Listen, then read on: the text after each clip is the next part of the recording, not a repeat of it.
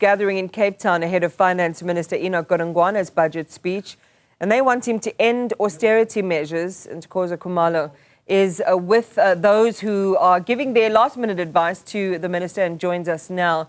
And Ntokozo, share with us some of the concerns that you're hearing from those who are representing civil society. Of course, we talk about the most exposed band in South Africa and those who are in part-time jobs, part-time employment, who are at the risk of those Section 189 notices we see in various sectors across the country. And in a context where a developed country, a well-developed country like ours, is still dealing with issues around malnutrition.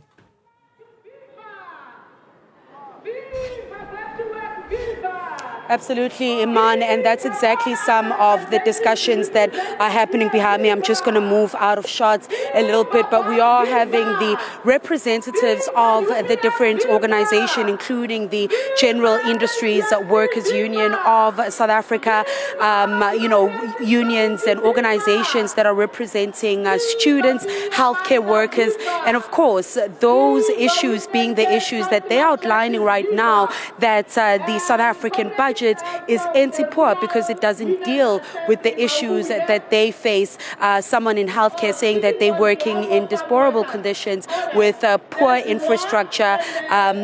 One organization representing students crying out about the state of the facilities if they are able to get accommodation, and that government is not spending enough in there to really upskill them and get them to the point where they can get the kind of life they want and be able to pour into the economy themselves. So we are about to start moving down Hanover Street as we head towards the Civic Center. But I did receive a copy, Iman, of Juwisa, what they say would be a people's budget, and some of the proposals that they are then making there for the Finance Minister to consider, and that includes immediate steps to control and reduce prices of basic commodities such as food, fuel and electricity, crime prevention programs, highlighting that crime does not just affect the large businesses that government seems to be more concerned about, but really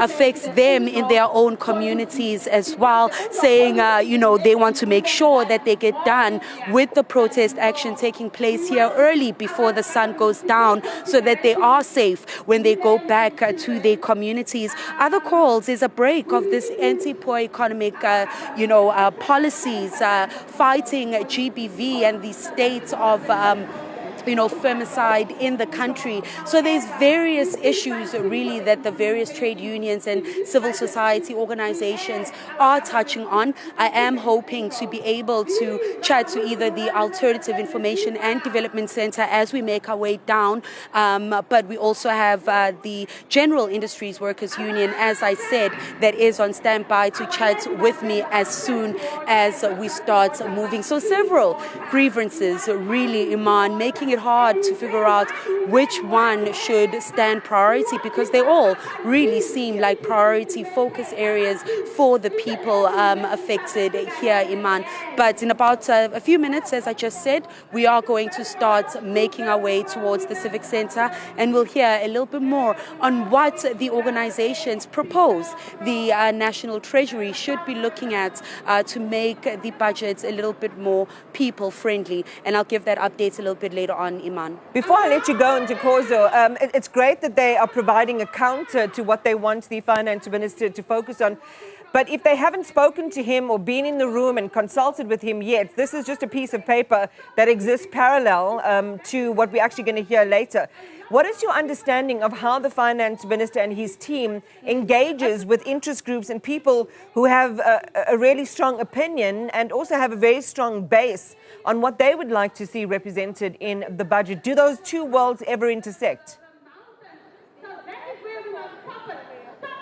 Well, Iman, I was hoping to see those two worlds intersect last night when, the South African Federation of Trade Unions, together with the South African Communist Party, as well as the Alternative Information Development Center, they held those demonstrations at St. George's Cathedral, which is just about a block away from Parliament. And they had highlighted that they did invite National Treasury, specifically Finance Minister Enoch Godongwana, to be able able to engage with him and share those ideas. So I suppose, and by the time we had left, just before the event was ending, we had not seen anyone from National Treasury come through. So whether these meetings are taking place behind closed doors, I am going to ask the organization leaders here, but it seems that the tone that they're really getting is they are needing to mobilize and push for these memorandums to be handed over, and the point is for a memorandum to be handed over once we get to the Civic Center. But it's a good point on once these memorandums are received, is anything actually done about it, and are those ideas drawn from then what the people put forward as ways that the Finance Ministry could make the budget a little bit more manageable and palatable for them. So I will try to find out whether the National Treasury did eventually show up in last night's meeting and whether those engagements are taking place, because people clearly, as you see behind me, are mobilizing together and crying really about the same sort of challenges, Iman. Yeah. And those engagements would have to take place way in advance for it to be really, truly, authentically factored into a dress such as the kind we're expecting to hear today. And Ntokozo Khumalo, please do find out more about how they can lobby the minister for an inclusive conversation with him way before his budget speech is ever finalized and that final full stop place at the end there. And Ntokozo Khumalo is with trade unions and civil society groups not far from the parliamentary precinct. Now, Xolani Mbanjwa is also there and joins us now as well. Xolani, what else have you found out since this morning around expectations, but also ideas around really jump-starting this economy again? We made the observation with one of our experts earlier on that we have been a prisoner of low growth, less than 2% for over 10 years now. That is unsustainable. You also talked earlier about our massive debt to GDP ratio in the 76% region, unsustainable for a developing economy like ours. We need good ideas and we need urgency.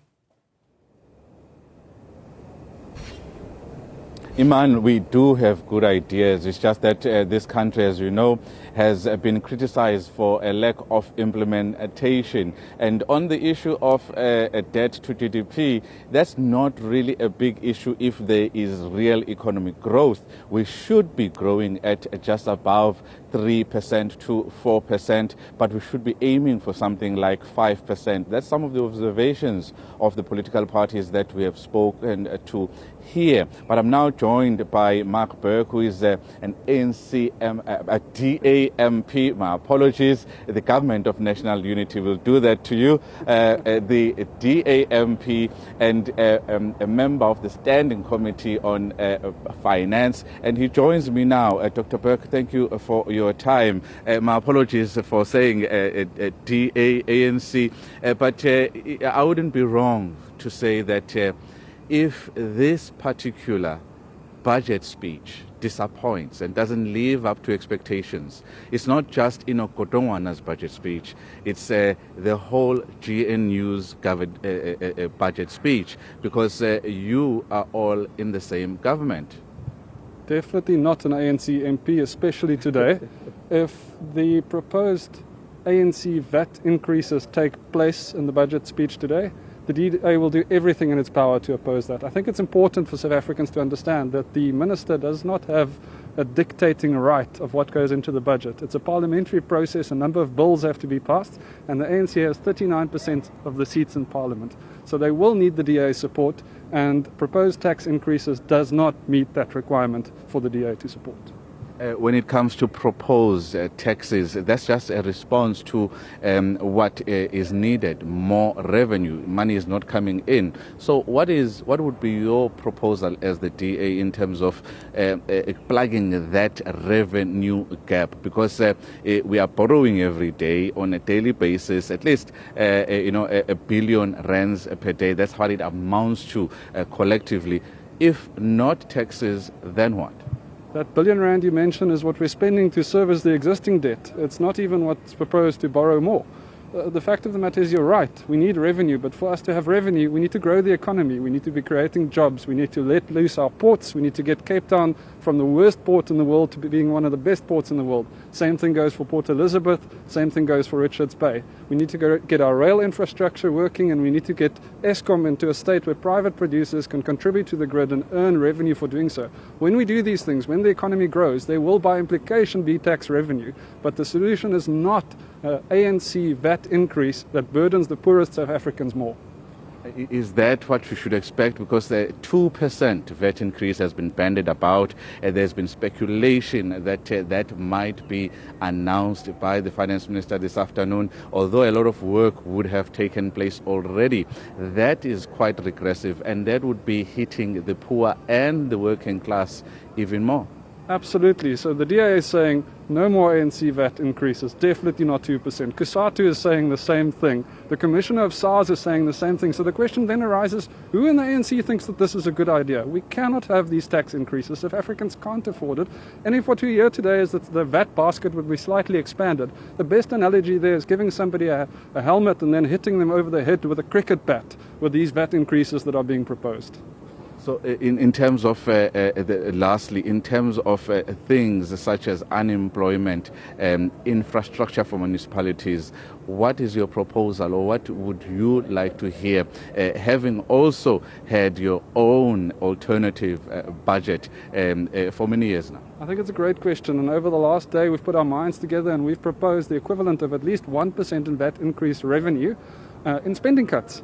If we do things like get rid of these CETAs, which are corruptly run, which are the subject of SIU investigations, that alone will add 19 billion rand to the fiscus. A 1% VAT increase adds about 25 billion rand. We can do the same thing with spending cuts. So we don't need to see tax increases. We definitely don't need to see tax increases that disproportionately affect the poor. And there are ways we can grow the economy, grow our tax revenue, and do spending cuts that ends up with a much better situation instead of this proposed ANC VAT increase. Mr. Mark Burke, thank you very much for your time. That is the DAMP and a member of the Parliament Standing Committee on Finance, saying that if there are any more tax increases, it's going to hurt a lot of people. They are proposing at least a 1% VAT increase and getting rid of all the CETAs. That would actually save some money and making sure that your spending is actually up to standard, making sure that you get rid of the wastage. They are saying that they are part of the GNU, but they will not be part of a disappointing turnout when it comes to that speech at 2 p.m. by Finance Minister Enoch Godongwana, which we will bring you at the top of the hour at 2. Back to you in studio. Yeah. And let's wait to see, Xolani, whether all of the opinions and the views around the VAT potentially going up as the lowest hanging fruit for the minister have expression. And we don't hear that announcement because we've heard from activists as well about the impact on their food basket. But I just want to quickly poke you in the ribs on one thing, Xolani, which is we talked about, and you said government does have good ideas, but we have poor implementation. And that's the refrain we've heard in this economy for many, many years now. And I remember Pravin Gordhan, former finance minister, also prolifically repeat that. But for me, if you can't implement an idea, it's not a good idea. Because you can have all the good ideas you want, but if it cannot work in the current paradigm, and if you can't create an enabling environment for them to be given life, then in my view, not a great idea. I don't know if you have a counter to that, but it's certainly something worth exploring with some of the experts that you're talking to today.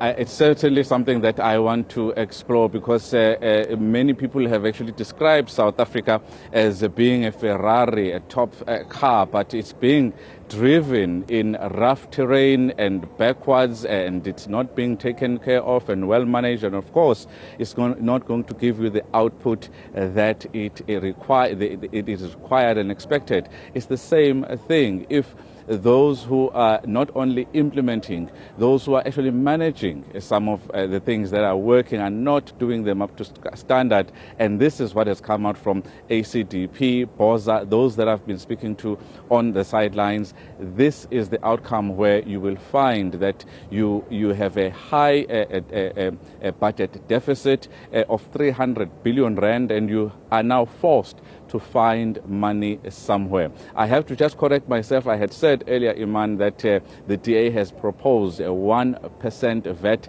increase. They are saying these are actually equivalent to 1% VAT increase. This 19 billion rand, for example, from the CETAs and many other recommendations that they've made in their alternative budget, that's what they are saying. I needed to correct that before I get a call from the party saying I should correct myself. But you're absolutely right, and that we're still going to be bringing you more experts asking that question about what is standing in our way in realizing our full potential.